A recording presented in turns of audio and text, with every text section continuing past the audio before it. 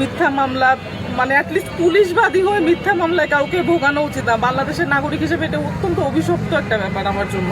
আমি মুক্তিযুদ্ধকে ধারণ করি, শ্রদ্ধা করি, সেই সুবাদে আমি 7 মার্চে ভাষণ বাজিয়েছিলাম। এটা কি অন্যায়? মাইকে 7 মার্চে ভাষণ বাজিয়ে কারাগারে যাওয়ার 60 দিন পর জামিনে মুক্তি পেয়ে এই প্রশ্ন তুলেছেন ঢাকা বিশ্ববিদ্যালয়ের শামসুন্নাহার হলের সাবেক ভিপি শেখ তাসনিম আফরোজ ইমি।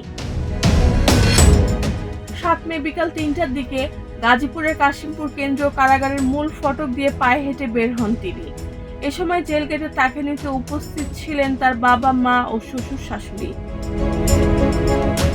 মুক্তির পর ইমি বলেন, যারা মুক্তিযুদ্ধের বিপক্ষে শক্তি তারা মব সৃষ্টি করে আমাদের থামিয়ে দেওয়ার চেষ্টা করেছে এবং মিথ্যা মামলায় আমাকে 2 মাসের জেলে আটকিয়ে রেখেছে। একদিন দেশবাসী এর বিচার করবে। আমরা যারা মুক্তিযুদ্ধকে অন্তর দিয়ে লালন করি, আমাদের তো একটা স্বাধীন দেশে একটা স্টেট থাকা উচিত। এবং মানে আমরা আশা করব বর্তমান যে সরকার ক্ষমতায় আছেন তারা তো আসলে ভোটের রাজনীতি যখন করেছেন তখন মুক্তিযোদ্ধাদেরকে তাদের অনেক দরকার রয়েছে।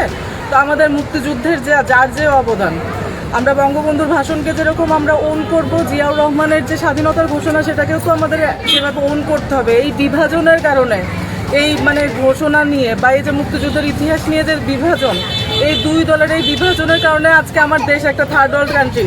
তিনি জানান, গত বৃহস্পতিবার সন্ত্রাসী বিরোধী মামলায় জামিন পেলেও আইনি জটিলতার কারণে 7 দিন পর মুক্ত হতে পেরেছেন। ইমির বাবা বলেন, আমি একজন গর্বিত পিতা। আমার মেয়ে মুক্তিযুদ্ধের পক্ষে কথা বলার কারণে মবের শিকার হয়ে কারা নির্যাতিত হয়েছে।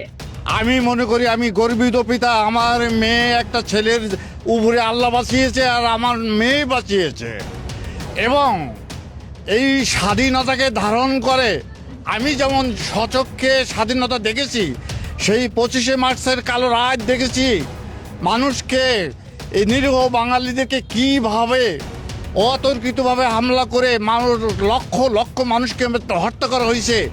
এই আমার কপোতাক্ষ পারে আমার বাড়ি, সেখানে জোয়ার ভাটার প্রায় মানুষের লাশ আর লাশ কুকুরে খাচ্ছে, কাকে খাচ্ছে, এটা আমার সচক্ষে দেখেছি। আমি যতদিন বেঁচে থাকবো আমি আমার সন্তানদেরকে বলবো, তোমরা মুক্তিযুদ্ধকে ভুলো না। তিনি আরো বলেন, যেদিন আমার মেয়ে মাইকে 7 মার্চের ভাষণ বাজিয়েছিল সেদিন টিভি চ্যানেলগুলোতেও 7 মার্চের ভাষণ প্রচার হয়েছে। সেটা অন্যায় হলো না, আর আমার মেয়ে ভাষণ বাজালো, এটা অন্যায় হলো?